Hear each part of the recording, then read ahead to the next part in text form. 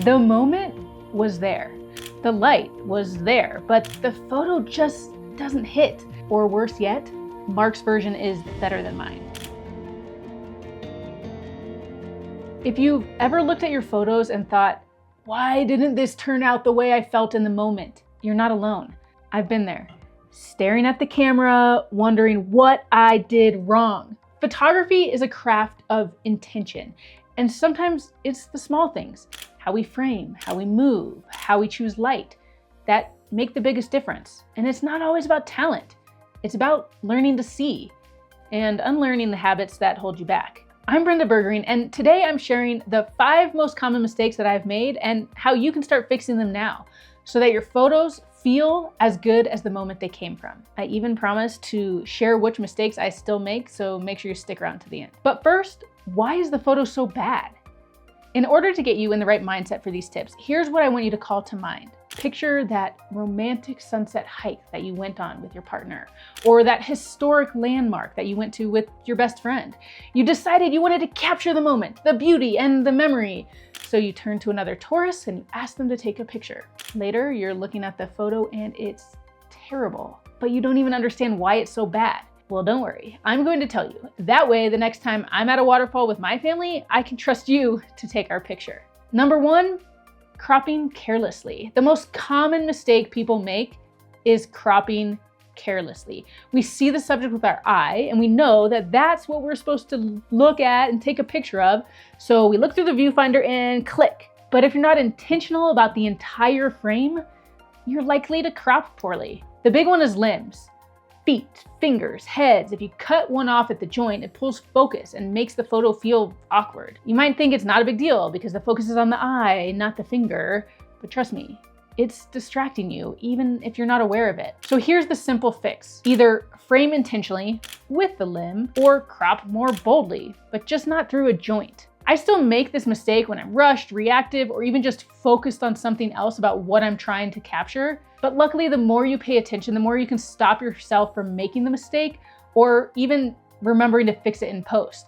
There's no shame in fixing the crop after the fact. It just might be harder. Here's an example of how I work. Sometimes when I'm shooting like a couple close up, for example, I'm looking at the light and the expressions and the moment because that's what really makes the image sing. That's what excites me about the image. But once I get an idea of an exciting composition, the couple is in the right place in the frame, then I scan the frame for the technical stuff, like my crop, and I make sure that I'm getting all those limbs in. You might work the opposite way. Get your frame locked in and then wait for the moment.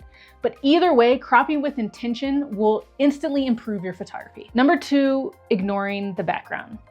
In order to understand number 2, let's think back to that picture you wanted that tourist to take. You obviously wanted the view, but you also wanted to look good. And here's the problem. The best light and the best view don't always work together. Sometimes I feel like light and background are in a constant conspiracy against us. The truth is that the most impactful photographs are taken when the best view lines up with the best light, which often is at a super inconvenient time like 5 a.m., which is not what time it was out on date night or your bestie outing.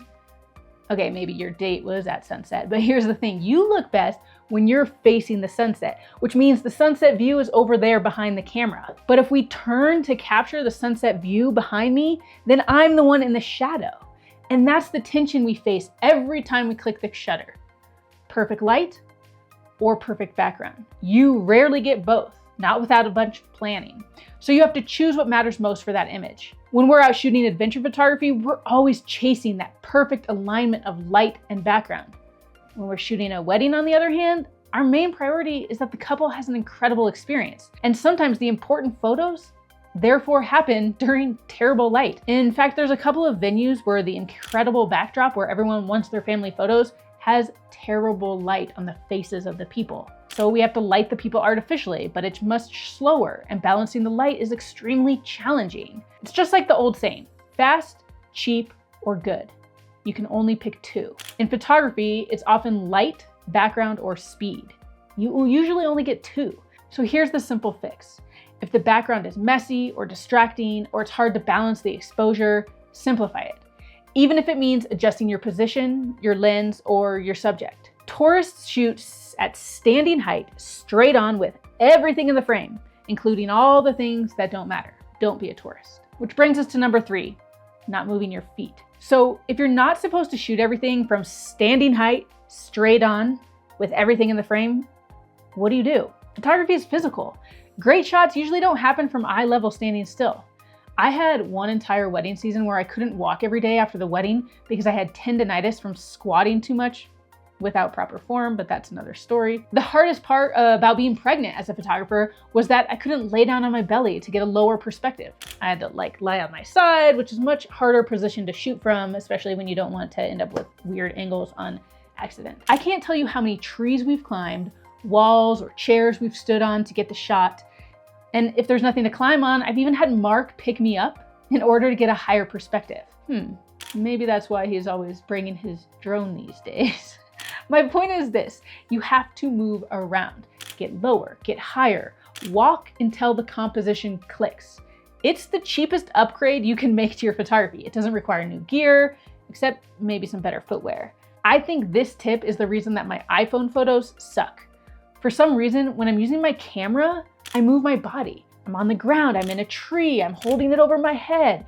With my phone, I just kind of stick it out in front of me and try to capture the moment. I can also tell when my inspiration is waning, when I get too tired to move around to find the right shot. And honestly, I should probably make a video just about footwear, fitness, and post-shoot stretching, because this work is physical. And if you're not tired, you're probably not working hard enough. Some photographers swear by tripods, and that's valid, but it's a very different style of shooting.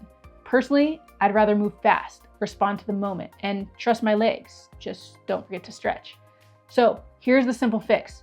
Before you change your lens, change your position. Number 4, over-complicating the frame. One of our biggest mantras is simple is best. If you've watched any of our videos, you've probably heard me say it before. It's shaped how we shoot and how we live, because simplicity in photography and in life brings clarity. One of the biggest mistakes we make as photographers is over-complicating our images. They're overstimulating, overfilled, overstuffed, overcluttered, over the top. The simple fix: simplify.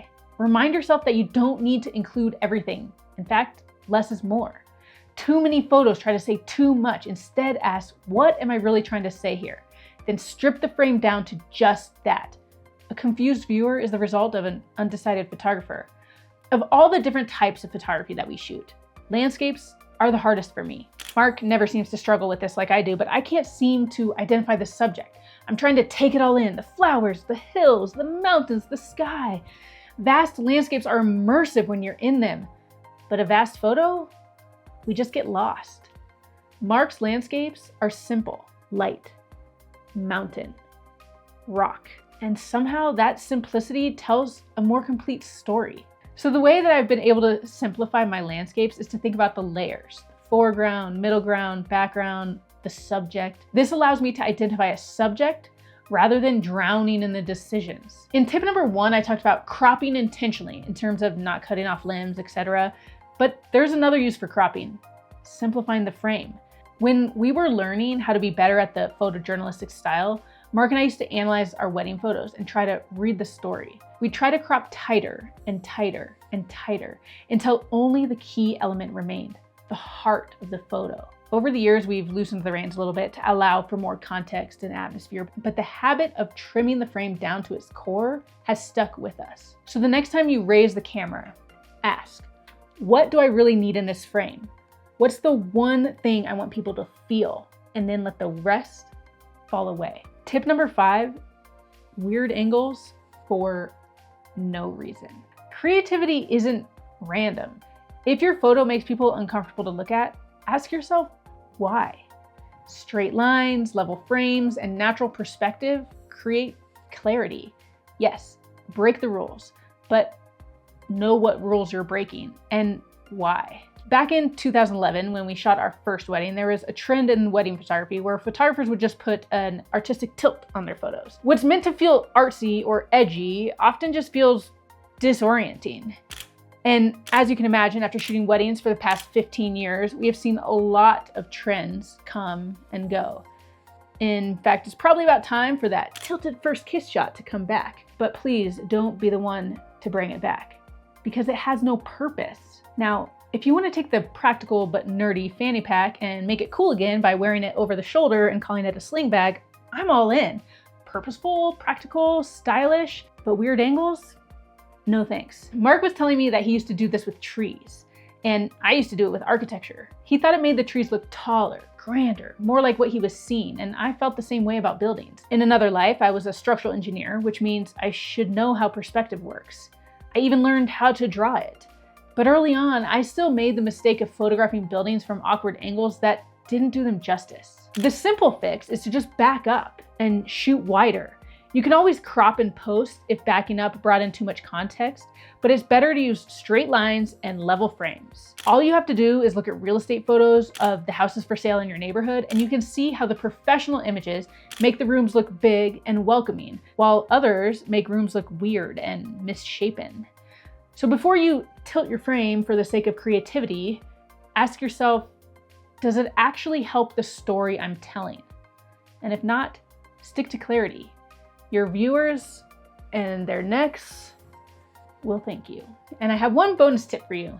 Number 6, thinking that gear solves composition. We all want better lenses or fancier cameras. I mean, we love gear. Make sure you're subscribed because Mark does a lot of quality gear reviews on this channel to help you have the right tools for the job. But most of the time, what we really need is to slow down and see better.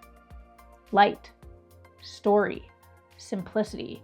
These don't cost anything, but they're what separates snapshots from art. If we pay attention to the details, such as where a crop cuts out subject, or for that matter, where lines and elements cross each other in general, we can avoid things like a tree sprouting from someone's head or a table growing out of their elbow. Instead, we can choose a clean organization. And yes, a tourist can take a good photo of you at sunset. They just need to choose between the light and the background. And yes, I should be able to take a strong photo, even with my iPhone. They've gotten so good. I just need to move my feet. We can always simplify the frame. We don't need to tilt our camera for no reason. Mistakes happen. We all make them. But the good news, the best photographers aren't perfect. They're just more aware. And that starts with seeing differently. If you're someone who travels and wants to level up your photography beyond just gear, we put together a guide that goes deeper into the creative side of shooting on the go. You can find it in our shop, linked below. It's time to be honest. How many of these mistakes have you made? Drop your number in the comments or share your biggest photography pet peeve, like those tilted angles. Let's learn from each other. And hey, if you want more no fluff photo tips, hit subscribe. We've got more coming. In the meantime, if your photos still don't feel the way that they should, watch this video next. It might just change the way that you see. I'll see you over there.